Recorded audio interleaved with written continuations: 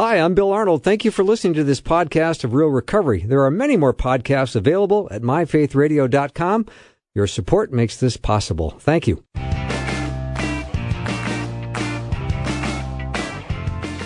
Well, welcome to Real Recovery. Glad you joined us tonight. Bill Arnold on this side of the studio, and just across the way, a man who in his spare time likes to make forts in his living room with sofa cushions, George P. Fraser. Hello, George. Not anymore, Bill. Really? Did you give that up? I gave that up. I thought you were more fun. My sofas are ripped. Yeah. So I had to patch them with that leather tape. You had to patch them? Well, I had some friends do it. And boy, does that look classy, let me tell you. Yeah. I think I patched it. Yeah, you did. I did patch it. You know, and I have to say, I didn't know what I was doing, but it doesn't look bad. No. Time for a new couch. Anyway, you look good. Thank you, as do you. It's good to see you, and it's good to see Ryan. Yeah. Yeah, without Ryan, we'd have nothing going on here. No, we wouldn't. Yeah. Man's underrated. I agree. So tonight, George, we're going to hear a story from a gentleman named Patrick. We're going to bring him on, time permitting. I don't know how this is going to go, but hopefully he'll have time to share his story. I hear he's from northern Minnesota. Northern Minnesota. Beautiful part of the country. Oh, it's the best. Yeah, it's really nice. So we're going to find out what life was like for him. I think he's got kind of an unusual story in as much as he, I believe, did not grow up using drugs and alcohol. It happened later in life.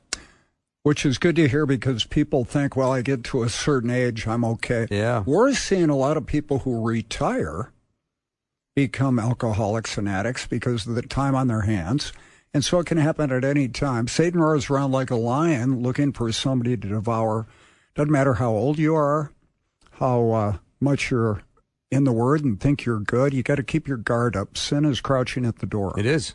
So I think we're going to talk about a step like we always do here on Real Recovery. If you're new to the program, we do cover a step from the Big Blue Book. Is that where their steps are from? You bet. Well, they're actually from the Bible, Bill, but they watered it down, unfortunately, with instead of Jesus Christ, it's God as you understand him, which at the time came from a Christian group that meant to them how far you were in your walk with the Jesus. Lord. Yeah. So they were always clear. We have just it says in there, right? You are that God is either everything or He is nothing. Right. So I hope powerful. Yeah. So we're going to look at step 4 tonight, and George, you know the steps by heart. So do you feel like telling us what that is? Well, I always flip this around, but made a fearless and searching moral inventory of ourselves. Okay, that was correct, by the way. Oh, okay. So I've got it up. What on do I computer. get for that? Nothing. Okay. Yeah. How about sobriety and peace of mind? I'll take that. The reason we do these steps is there's nothing magical in the steps other than they are ego deflating and gets us out of the way. The Big Blue Recovery Book, Bill, tells us that we're egocentric, we're selfish, and we're self-centered. Put my picture on the cover of that one. Our drinking or drug use is but a symptom of that problem. We want to be gods in our own life.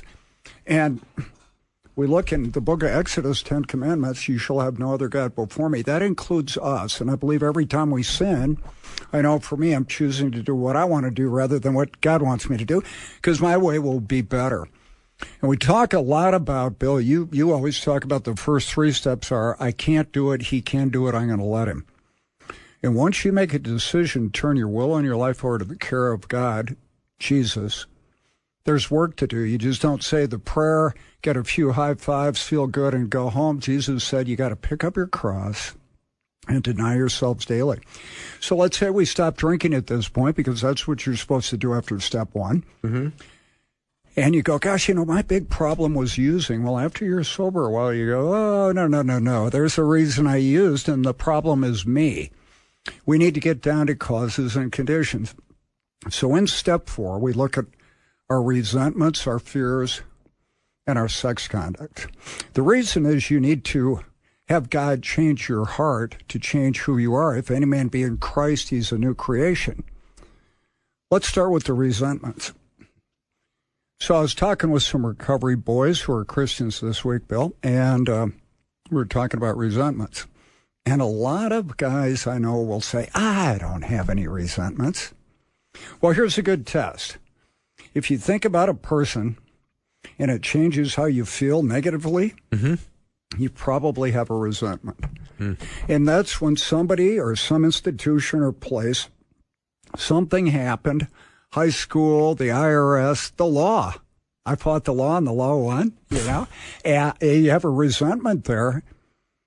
Let's look at that. For me, all of my resentments come from people doing something or not doing something to me that I didn't think they should have done.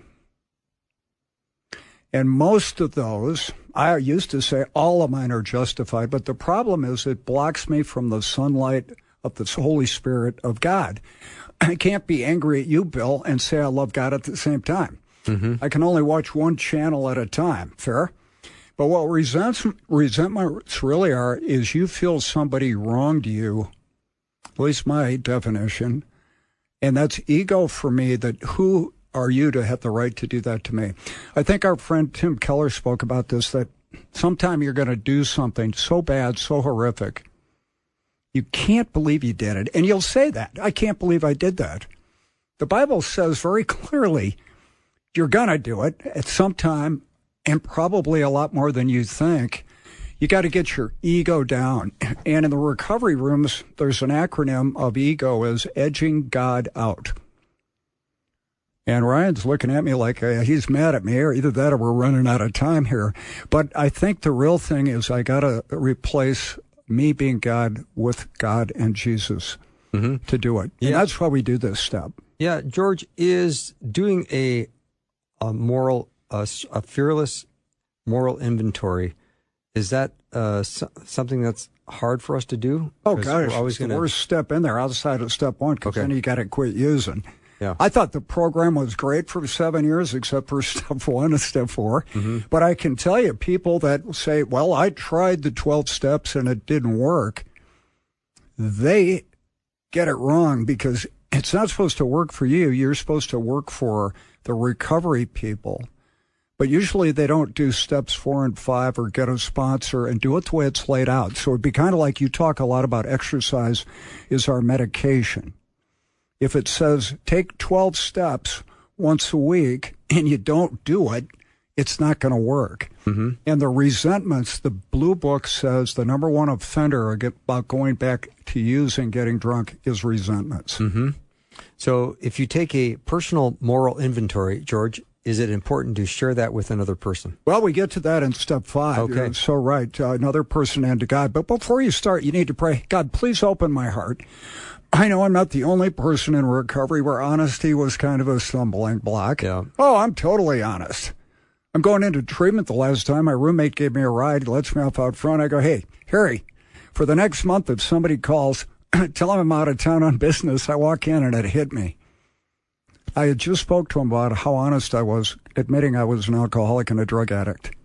It goes deep, and the longer you walk with God, the layers get carved up. Mm-hmm. So these are very important steps. And the resentment prayer, pray for somebody you have a resentment with, so God can take it away. This is a spiritually sick person. Keep me from being angry. Where can I be of service to you and people?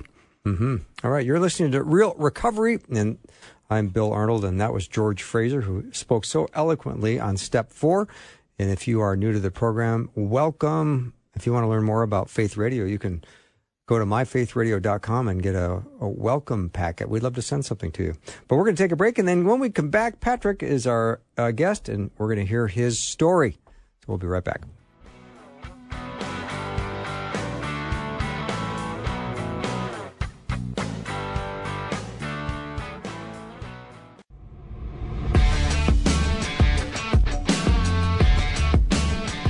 Welcome back to the show. So glad to have our guest Patrick joining us tonight. George, I'm looking forward to the story. Totally, Bill. Yeah, and he comes to us from northern Minnesota, and we have lots of friends in that neck of the woods. I do. I know you do. I know you can't name any right now, but that's okay. Well, I can, but, okay. give me a minute, maybe a couple second half of the show. All right. So, Patrick, welcome to the show. Well, thank you. So, did you grow up in northern Minnesota, or are you just living there now? No, actually, I grew up here. I grew up in north of Hibbing is a resort community of, it's called Side Lake, Minnesota. It's a bunch of chain of lakes, and that's kind of where I grew up. Nice. And, graduated from here in Hibbing in 1985, and I went on to college, pursued a criminology degree. I didn't quite finish it. I was close. I ran out of money, ended up in another good job, and I didn't go back because I had this other job. So, the years kind of kept on going on, and I moved away to Tucson, Arizona for 3 years and was a general manager of a company down there. And then I moved back in the late 90s and then ended up living back in that same community. I had a nice house out on a small lake in the middle of kind of not too far from the community there, but it was still kind of out in nowhere. No neighbors, but 40 acres on a lake, and I was there for the last 20 years. Oh, wow. I like it. Now, Patrick, that's great. I want to go back a little bit. What was your family life growing up? I know you graduated from high school in 1985, but did you guys go to church? Did you have brothers and sisters? And were you playing a lot of sports? What did you like to do? I played, a lot of like ice sports, like hockey, stuff like that. And as far as siblings, I had a brother and a sister, and life at home was really good. I mean, I had really good parents. They weren't really particularly religious in the early on stages, but later on, I remember my mom in my later high school years had found the Lord, and I didn't know what that meant. Back in those days, I didn't really understand what that meant. But she did find the Lord, and I believe that's how I ended up finding the Lord, because when I got to college at Winona State University, right away I had Baptist Student Union and InterVarsity Christian Fellowship both trying to get me to join right away in the elevator the first day I was there. So it was obviously an answer to my mom's prayers. And my parents are now deceased, and they've been gone for quite a few years. My brother, he is also gone. He took his life in 2020. So that, was part of it, kind of right in the middle of my coming out of my, addiction, and that happened right at, kind of the end of it. But home life was really good. I had probably the best childhood I think anyone could ever ask for. And you were playing hockey. How far did you go in hockey? Well, we didn't really, because my parents weren't very wealthy. I couldn't actually, they couldn't afford to put me in actual hockey. So we just played hockey out there. We had a beautiful rec center out at the lake with a warming shack, a really nice facility. And we kind of had our own hockey teams and stuff that we played out there. We weren't part of the actual high school group, which I wish I could have been, but it was 20 some miles out of town, and hockey is a pretty big commitment. And the parents, I know at that time, didn't have the money to be committed to something like that. So when did you start using? I did not, believe it or not, I'm 57 right now, and I did not start using until right around 50. What? Yeah, well, and the reason being is because I never did drugs my whole life. Obviously, I had experimented with marijuana a couple times, and obviously didn't like that. But I worked at a correctional facility from 2000 to 2016, and during that time, the end of that time there, I ripped out my ACL, and I got hooked on Oxy from the, from that procedure. So you never drank? Oh, I drank a little bit, but I didn't, I never got hooked on it. We drank on the weekends. Sometimes we had, we drank alcohol and stuff like that, but it was something that it would never stuck. It was kind of like we did it as a, typical teenagers in high school and stuff. And it never became a hardcore habit. What happened to me is my addiction started pretty late. Like I said, I was at over 50. And when they did that ACL reconstruction on my knee, I got hooked on oxycodone. What did you like about that? the oxycodone, what I really liked about it was, and I never expected, is it took away. I mean, it obviously took away the pain of the physical pain that I had in my knee, but no one ever tells you that it takes away emotional pain. And I felt so much freer when I was on that oxycodone. And so that's what led me to getting addicted to the oxycodone. And I was getting it illegally from some friends. I had two really close friends that were on it. And so I was getting it from them. And at the same time, I'm a supervisor at a correctional facility, and I'm hooked on this stuff. And I'm getting it illegally, obviously, because my prescriptions have been long gone. And then when I seen the end coming, it was that, you remember back when they were starting to clamp down on Oxy and Oxycontin and that stuff. And so they were cutting, my friends were getting cut off, and I knew I was going to get cut off. And so I kind of panicked at that point, and I was like, well, I went to my doctor and I said, hey, I'm addicted, and I'm getting it illegally. I was always transparent about that. And my doctor told me there's nothing I can do for you. And I was looking for maybe a referral to like a methadone clinic, like in Duluth. And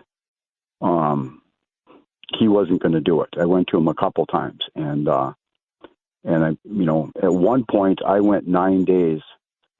It was very vivid at my house out there. I went 9 days without eating, trying to break that addiction to Oxy, and it just wasn't going to happen. I got to the end of it, and I had missed work that whole time, and I only ate a half a sandwich in 9 days, and at the end of it, my buddy was still on the tail end of his prescription of Oxy, and he gave me some, and that, got me, I was back up to running again. And so at that point, I went back to my doctor again. I think it was the second or third time. And I said, can you help me? I need help. And he said, no, there's nothing I can do for you. And even had a pharmacist, a doctor friend of mine, talk to him to try and get him to refer me. And he didn't want to. And I'm assuming because they have to report anyone that's addicted to anything to the DEA, I think. And so it would make the doctor look bad. That's the only thing I can think of. But when I left the clinic that day, I said, you know what? I said this to myself, I'll take care of the problem myself. And I left the clinic here in Hibbing and drove to my cousin's, and I knew he was on methamphetamine, and I'd never touched that stuff in my life, and I swore I never would. And that's the first time I tried meth. And I looked up on the internet, internet blogs to see, I asked, did anyone ever use meth to get off of Oxy? And oh my goodness, there was blog after blog that people used it to get off of the meth or got off the Oxy. And that's exactly what I did. And so when I seen that they did that, that's what I did. I went on the meth. And not knowing, of course, that road was going to be much worse than the Oxy, codone that I was addicted to. Were you hooked the first time you did it? I know you're already addicted to opioids, but when you first did this, when you did the meth, did you go, okay, I like this. This is going to work? I did. I didn't realize. There was such a stigma. I'd worked at a correctional facility. I'd worked on a chemical dependency unit for a whole year. And, there's this, that stigma that when people that are on meth, I didn't ever want to be one of them. And so, and I seen the county's got all the pictures of what the people look like that are on meth after a couple of years. But I started on the meth and I was like, wow, I really like this stuff. It makes you feel really good. You got all this energy in the world. And I never anticipated that. I wasn't thinking that. I was thinking, get off the Oxy and you're going to be fine. Well, it didn't work that way. It didn't work that way at all.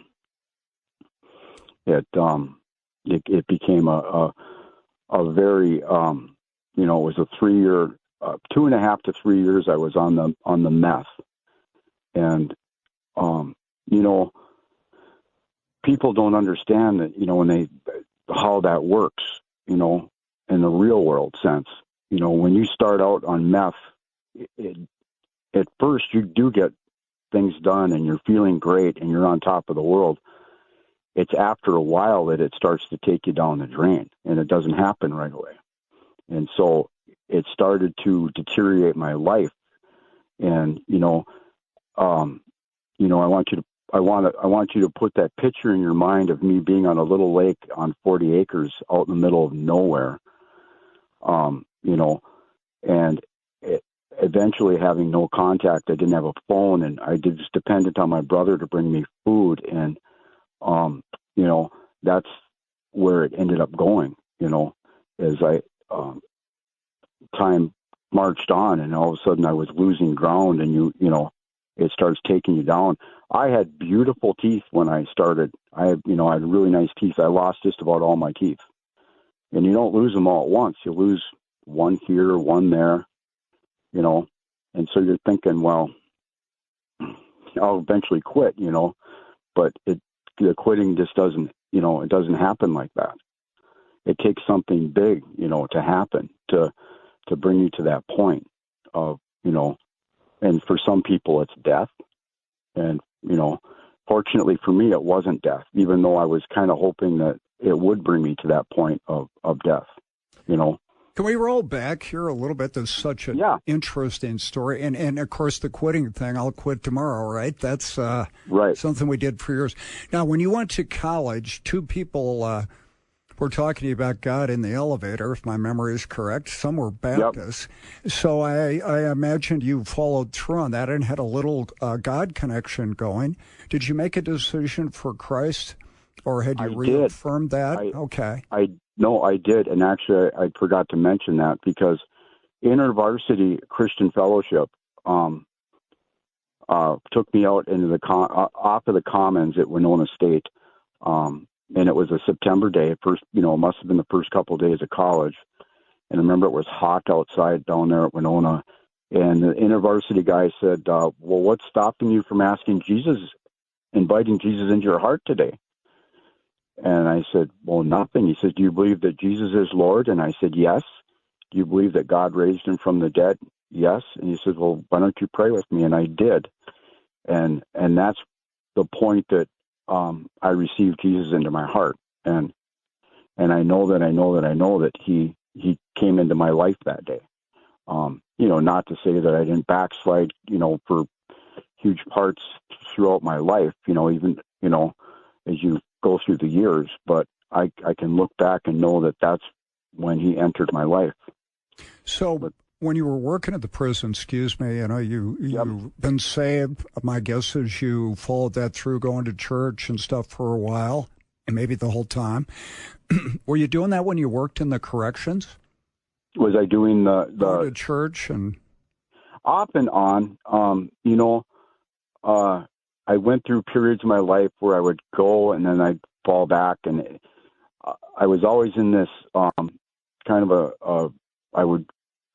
I've always wanted to be married my entire life, and so I've always been chasing after women, trying to, you know, I didn't ever want to let God have that part of my life, and so I'd end up finding somebody, and then I'd get my heart broken, and then I'd end up back in the church, and so it was kind of this back and forth thing throughout my life, and so it was probably off and on during the time but I've always had the Lord in my heart, and, you know, and I've always, I don't think I've ever made the commitment as strong as I did this last time around after what happened, you know, with the meth, and is such a horrible, you know, if I could tell people, you know, when people think about the cost involved in doing something and making that decision that I'm going to go and do meth, no one ever really understands how much it's going to cost them. And I can tell anybody that, you know, losing your teeth is one expense. The actual money that you paid for the drug is another expense. I lost my daughter for 2 years during that time out at the house. there was a 2-year period where I didn't get to see my daughter. She's 18 now. But there was a 2-year period. That was a heavy expense. Brutally attacked by the enemy during the time at the house. The enemy kind of came in on me in a way that I'd never, ever experienced. I didn't, I always knew that the enemy was there, but I didn't realize it was that real, And so the meth opened a door that I couldn't close. And so the expense that I paid for doing that meth was, incredibly high.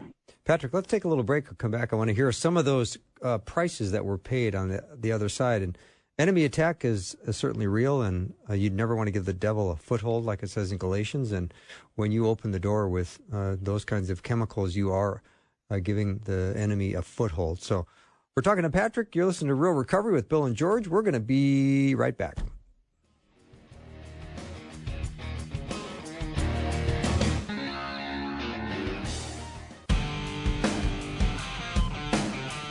We are back. You're listening to Real Recovery, Bill and George.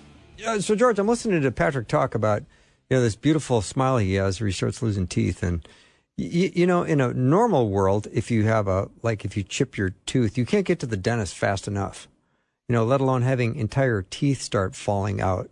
And yet you keep using, knowing more teeth will fall out. That is nuts. Well, you're not in control. Totally. You are powerless. Your life has been taken over. I believe, Satan has totally used the drugs to get control of your soul.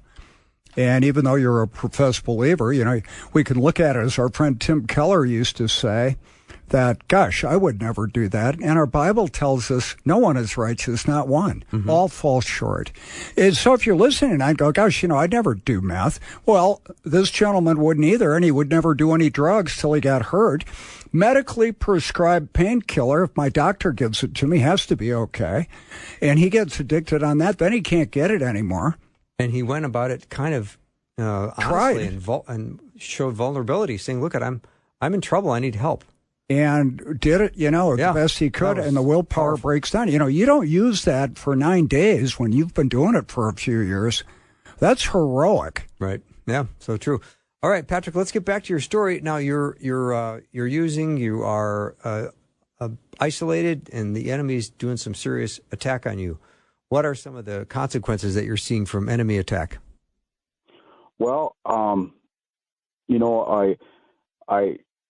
I started to see things with my eyes, that, I knew weren't there, but they were there, and so the enemy was starting to talk to me through, whether it was the floor was dirty and I was starting to see words in the floor. Well, the enemy was starting to talk to me. Ooh. And the enemy told me at one point, he says, "You're my wife." And he was, at times they were putting, pornographic imagery in my windows at nighttime. And so, I talked to my pastor and I said, well, when is this going to stop? And he said, well, it'll stop when you stop doing the meth. And, that wasn't really true because even after I had stopped the meth, some of that stuff was still appearing. And it was obvious that I opened a door that I couldn't, just go back and close, once it was opened. And so I was seeing stuff at the house. I'm out in the middle of nowhere. I, at this point, don't have a car anymore because I had lost my license, not from the drugs, but I didn't have insurance because I wasn't working. And I told my brother, I need you to pay my car insurance, and he didn't get around to it on time. And so all of a sudden I don't have a car, I don't have a phone, and I'm stuck at this place, and I'm waiting for my brother to bring me food every couple of weeks. And it's about, if you're walking it from that place I used to live in, it was about 5-6 miles down to the store, And so the last year of that meth use, I lived in my bathroom in the house. And you might ask, why did you live in the bathroom? Well, because I couldn't afford to heat the house. And it was a huge 5-bedroom house with 2 fireplaces, 2 living rooms overlooking the lake, and I couldn't afford to heat it. But I could put a heater in the bathroom, though, and I made it so a lawn chair would go corner to corner in there, and I had a hot plate that I cooked off of, and I lived in that bathroom for the last year during that, that time frame. So how could you afford to get the meth? I had a guy that I worked for, and when I got it, I never stole for my habit. I had a close friend. His name was Bill, and he's a big part of this story, actually. Bill is a Wild Bill was his name. Okay, it's not me, right? Right. Okay, just double checking. I think the wild part would point that out to all of us. Disqualified. Yeah, right. does. Okay. But anyway, no, I always worked for my. I had side jobs I do for some people one particular guy in the community I did work for, and so you'd work till you got $100 and you'd buy a gram, and I didn't always have the stuff. It would depend on, and I sold stuff that I had that I had accrued over the years, and so a lot of that got sold, but that's how I supported the habit, and it obviously a very expensive habit, a lot of stuff that I ended up selling and traded to the drug guy, a lot of stuff. But like I said, I lived in that bathroom for the last year because it was the only place that I could heat. I had an electric heater in there, and basically lived in that bathroom. Cold showers in the winter? No, the hot water heater. I still had electricity, so I had hot water. So it was, That's doable then.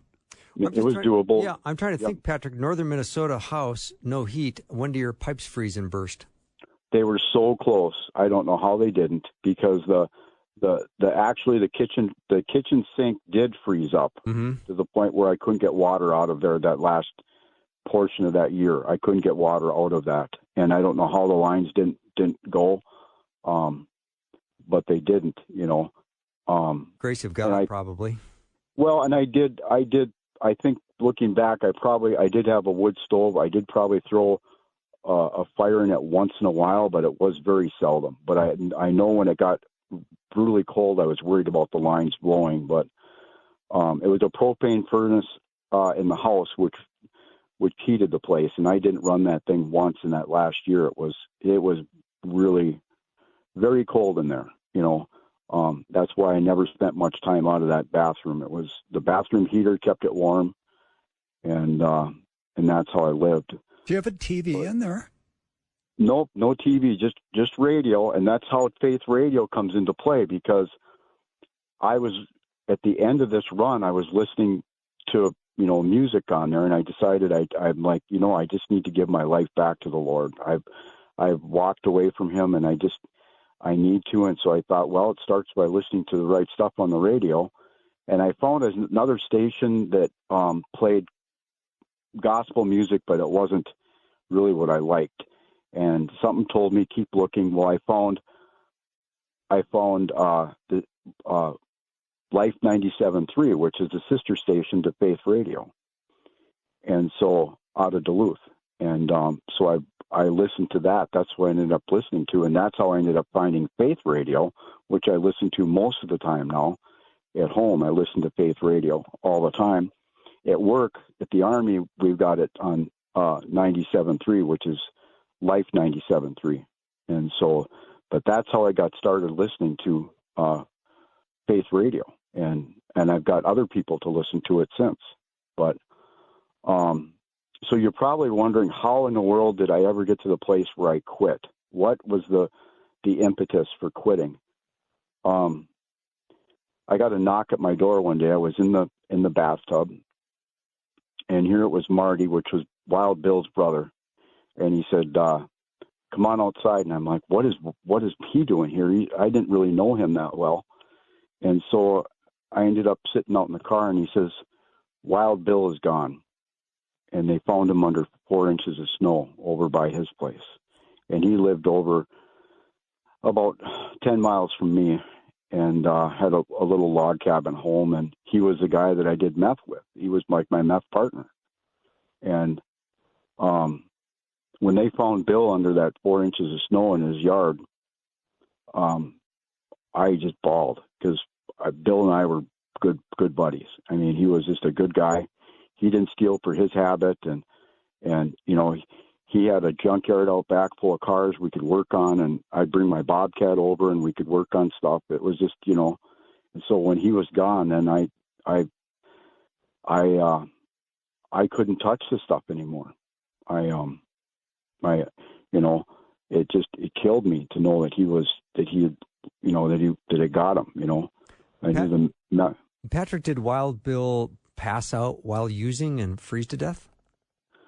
I don't think we never really got to know. Okay. His brother told me that he had no food in his house, okay. not an ounce of food. There was no gas in his truck, and we know that he had a problem with vodka as well, but he loved his meth, and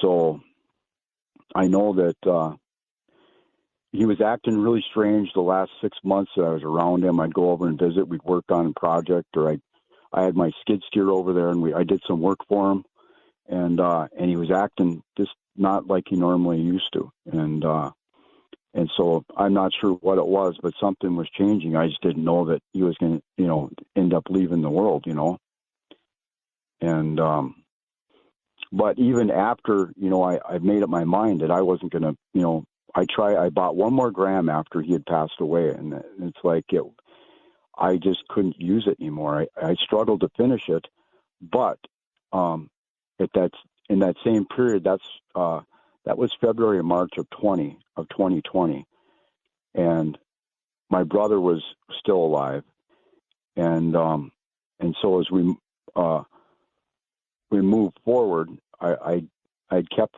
clean. I hadn't touched anything, and it was reading my Bible every single day and praying to the Lord and talking to Him, and every day, even when the enemy was attacking me constantly, I was still praying to the Lord. And my brother ends up taking his life in 2020. He was kind of my rock, and he was 10 years older than me.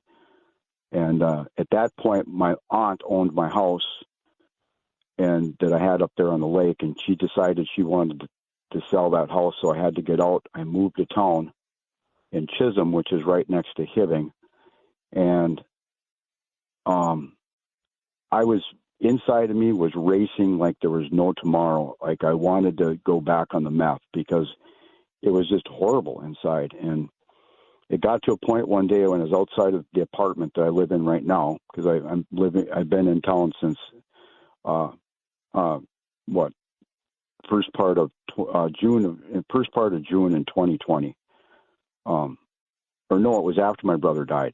No, it would have been after that. So yeah, right after my brother died in June, I moved into town. But anyway, I hadn't slipped up. I hadn't had any meth, and I still haven't to this day. I've been clean for over 4 years.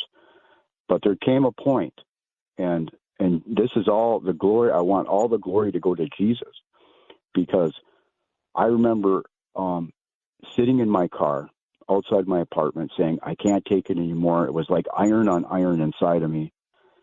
And I'm like, I got to get some meth.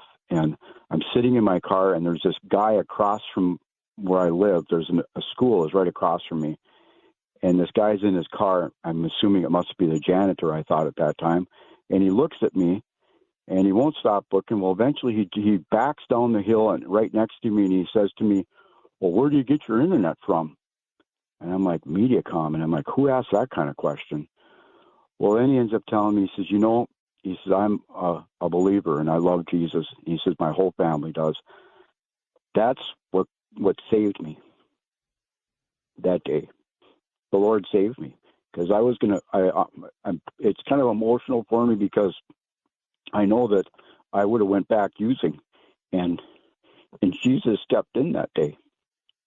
And I've been okay since. I mean, you go through periods where you might have a craving here and there, but the Lord saved me that day.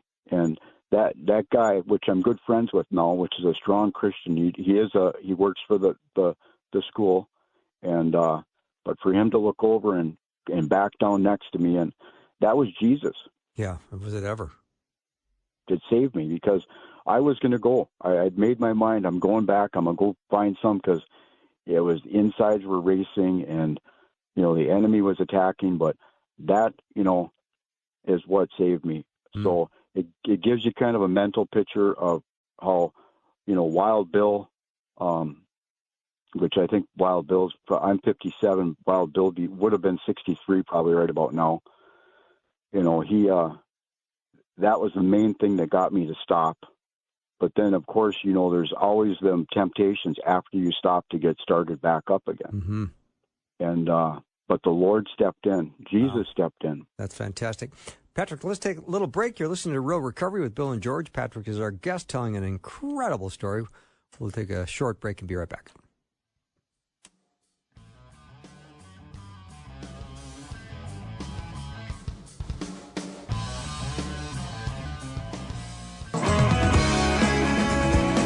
George, I've always said there's nothing inconsequential in God's economy. Here's Patrick with... You say that a lot. I do, because, he's parked ready to go use, and some guy across the road who works at a school is stepping in and revealing that he's a believer and giving him hope and encouragement in the moment, exactly the moment he needed. That's not inconsequential. I like the approach, too. What kind of internet do you have? Well, it's an icebreaker, right? Well, it's going to get you going. What? Yeah, it's very disarming.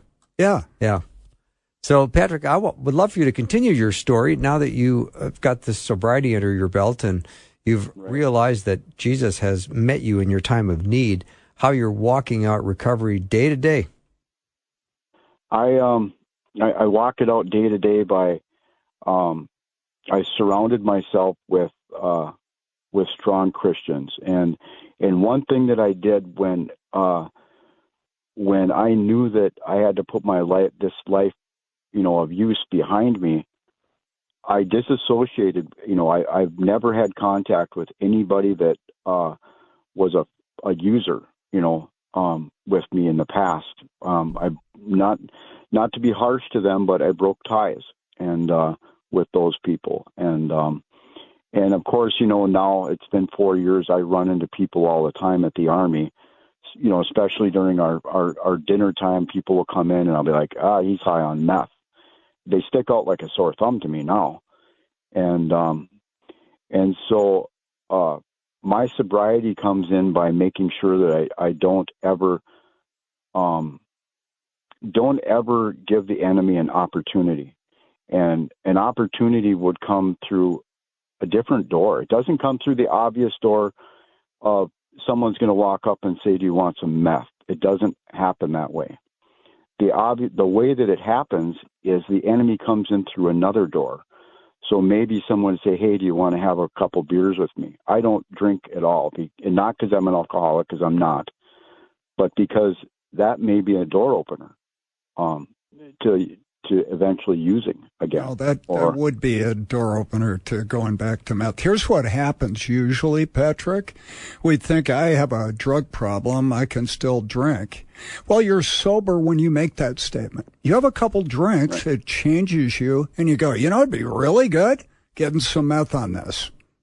Yep. I kind of follow that, and I keep in close contact with, I have a spiritual mom. She's 84.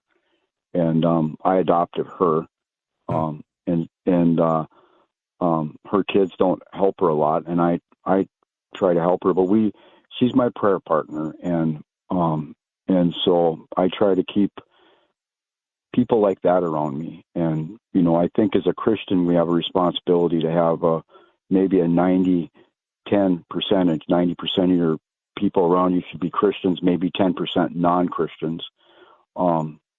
And so I try to keep that going, because I know that, I'm always going to be vulnerable. And I went, when I came back, when I first moved to town, I felt the Lord telling me that he wanted me to go through group. And so and that was way back, that was that's three years ago that I went through.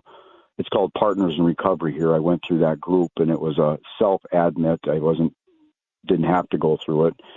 And then the county ended up paying for it anyway. But, and then I went through Celebrate Recovery. a couple times. So those things were all tools that I used along the path. And now, I think the biggest thing now is watching who I hang with,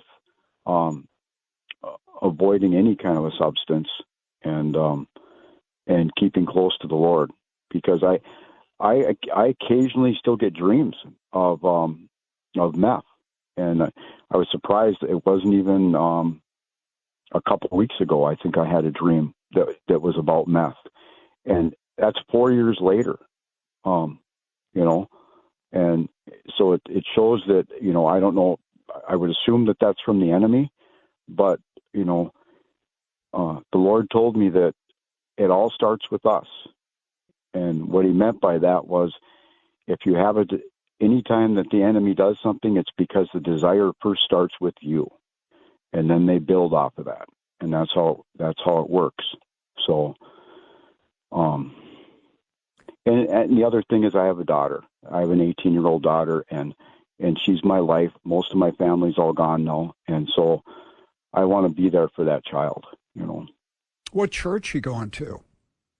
I go to two churches, actually. I attend the Salvation Army Church on Sundays, mainly because I drive for them. Nice, good. And the pastors they're both very, very good, Spirit-filled Christians. My other church is it's called Hibbing Christian Assembly. It's kind of like an Assembly of God, a very Bible-based church, and so I go to that one on Wednesdays. And good for you. Yeah. So between the two, the Army Church is very good, and so is the other one. They're both very good churches.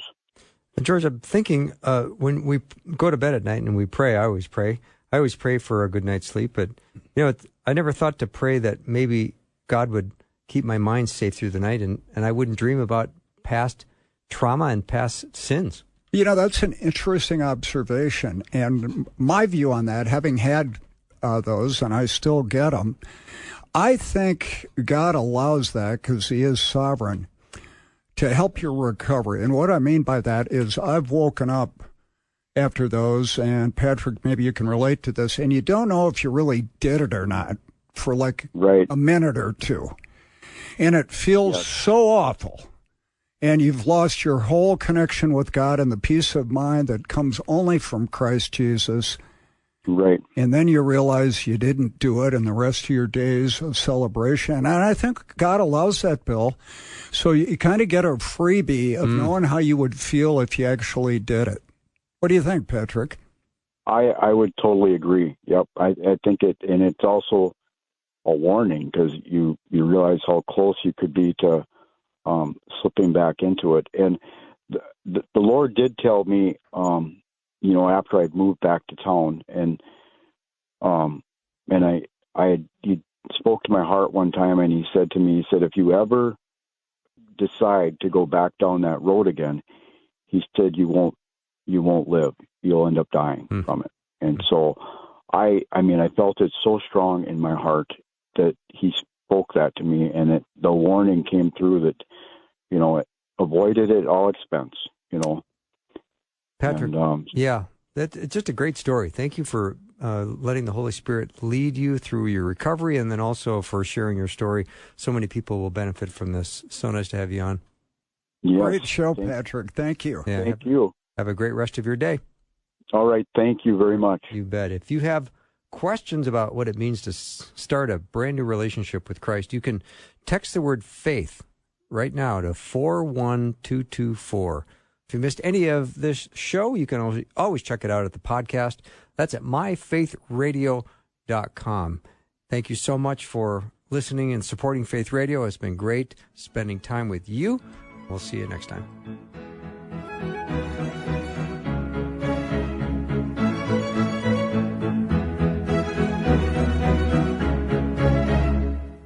Thanks for listening. Programming like this is made available through your support. Information available at myfaithradio.com. On the latest episode of the Wild God Stories podcast, we go to Africa. I was raised in Sierra Leone in a community that truly lived the phrase, it takes a village. Until one day, the world outside Anita's village broke in. I didn't grow up in a war zone, but I watched one unfold in the country I love. God brought hope to her story and many others through radical provision. God began to direct us towards Uganda, Africa. I was born and grew up in the countryside of Ethiopia. Nanjan I met in Kigali, Rwanda. Discover how God showed up in the middle of war, loss, and impossible odds in Africa. Stories that'll make you say, "Wow, God. Wow, God. Wow, God." Wow, God Stories. Wherever you get your podcasts.